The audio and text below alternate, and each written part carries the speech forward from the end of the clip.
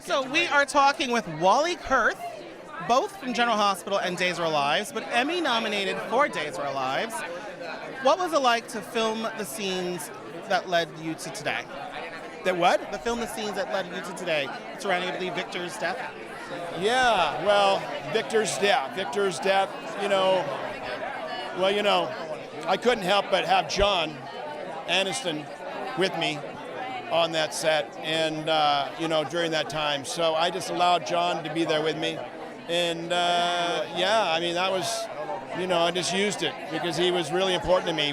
When I started on soap operas 37 years ago, John was on the show, and I worked very, very closely with him. And he taught me, by example, how to be a professional. And so I owe a lot to him. And, so I'm really proud that I got nominated for that work. And then the other big story was losing a letter that showed that Alexander, my son, was not my son, but Victor's son. So I lost my son, which was very emotional. So those were the two big, story points. In a twist, now your character is now the patriarch of the Kiriakis family, which now the whole family is going to look up to you and be as leading the... You'd think so. Well, yeah, you would think so. Ron, let's do it. But what's it like to do both shows at Days of Our Lives and General Hospital? I love it, and I'm convinced that it makes me a better actor. Right. It definitely makes me a happier person. And I believe it also makes me a better actor. I mean, I've been nominated 4 times now in the last 6 or 7 years, and I was never nominated before, and I've been doing this for 37 years. So, and I've been doing both shows the last 10 years. So you said 7 years, right? What's that? You said 7 years? You said been doing it both for 7 years? Yeah. 'Cause I was going to say, 7 years, good luck, right? Isn't that the lucky number? Oh, yeah, maybe. So I was talking to Brennan Beamer recently, and I actually mentioned to him, when you're playing another character, and you're obviously a human being, a person, your own personality, how do you get yourself in the headspace of a separate character, and now you're playing 2 additional characters other than yourself? In terms of mental health, how do I say this?